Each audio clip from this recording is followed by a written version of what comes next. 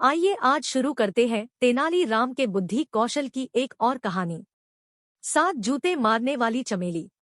चाननपुर गांव में चांदकुमारी नाम की एक रूपवती कन्या रहती थी।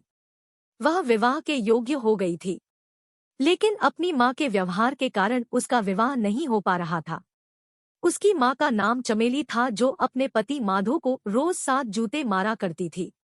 यह बात दूर दूर तक के लोगों को पता थी, इसलिए कोई भी चांदकुमारी को अपनी बहू नहीं बनाना चाहता था।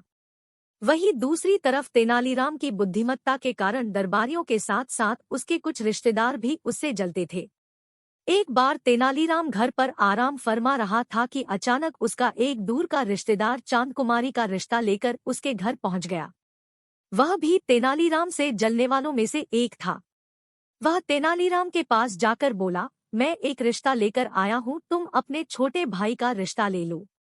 वह ये नहीं जानता था कि तेनालीराम का कोई भाई नहीं है। फिर भी तेनालीराम ने लड़की के बारे में पूछा, आखिर लड़की कैसी है? उसके बारे में कुछ तो बताओ। वह बोला, लड़की का नाम चांदकुमारी है। वह बहुत ही सुंदर है। तेनालीराम ने भी उसकी माँ के बारे में बहुत कुछ सुन रखा था, लेकिन फिर भी उसने रिश्ते के लिए हामी भर दी। अब वह रिश्तेदार चमेली के घर पहुंच गया और उसने ये खुशखबरी चमेली को सुनाई। चमेली यह खबर सुनकर बहुत खुश हो गई और उसने बहुत जल्दी शादी का मुहूर्त निकलवाकर उसे बता दिया।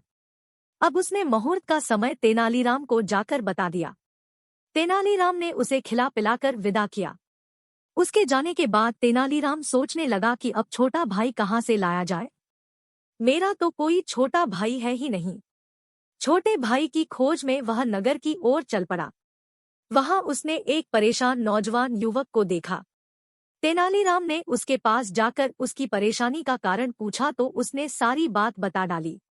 तेनालीराम ने उसे काम देने का वादा कर लिया, लेकिन उसके सामने एक शर्त रख दी। उसने तेनालीराम से शर्त के बारे में पूछा। तेनालीराम बोला, मैं जिससे कहूँ तुम्हें उस लड़की से शादी करनी पड़ेगी। वह युवक तैयार हो गया। मुहूर्त के अनुसार उसका विवाह हो गया। चांदकुमारी को विदा करते समय उसकी मां ने उसे भी अपने पति को रोज जूते मारने की सलाह दी।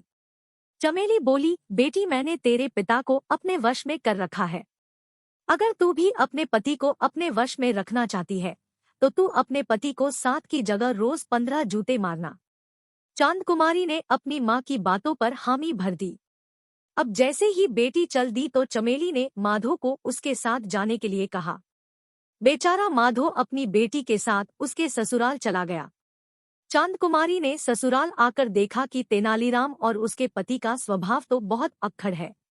वह उनसे डरकर रहने लगी, लेकिन वह फिर भी अपने पति को जैसे तैसे रोज 15 जूते मार ही देती थी। वहीं जब तेनालीराम ने माधो का टूटा बदन देखा तो वह समझ गया कि यह जरूर सब उसकी पत्नी की वजह से ही ऐसा है। तब तेनालीराम ने माधो को 4-5 महीने अपने पास रखकर उसे मोटा तगड़ा कर दिया और फिर उसे अपने घर जाने को कहा।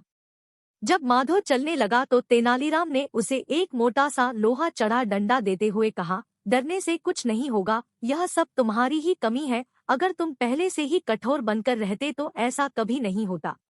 तेनालीराम की बात सुनकर माधो अच्छे से समझ चुका था कि तेनालीराम क्या कहना चाहता है। डंडा लेकर माधो अपने घर पहुंच गया। माधो को घर देखकर चमेली बहुत खुश हो गई। उसने पहले तो माधो का अच्छी तरह स्वागत किया और फिर उसे पीढ़े पर बिठाकर जूता लेने चली गई। वह मन ही मन बहुत खुश थी कि अब तो उसका पति मोटा हो गया है, और वैसे भी मैंने कितने महीने से उसे जूते से नहीं मारा। अब तो जूते मारने में बहुत ही मजा आएगा। जैसे ही वो जूता लाकर माधो को मारने चली तो माधो ने उसे डंडे से पीटना शुरू कर दिया। चमेली जोर जोर से चिल्लाने लगी, जिसकी वजह से आसपास के लोग वहां आ गए और जैसे तैसे उसे पीटने से बचाया। उसके बाद से उसने कभी भी माधो को नहीं मारा और अब वह जैसा कहता चमेली वैसा ही करती। अपने पति का ये रूप देखकर चमेली ने अपनी बेटी को भी समझा दिया कि जिंदगी में वो ऐसी गलती कभी ना करे, हमेशा अपने पति की बात माना करे। तो इस तरह तेनालीराम ने अपनी बुद्धि से माधो को भी हर रोज जूते खाने से बचा लिया। वीडियो देखने के लिए आपका शुक्रिया। वीडियो अच्छी लगी हो तो लाइक और शेयर करें। हमारे चैनल को सब्सक्राइब करना न भूले और बेल आइकन प्रेस करें ताकि ऐसे और वीडियो का नोटिफिकेशन आपको मिलता रहे।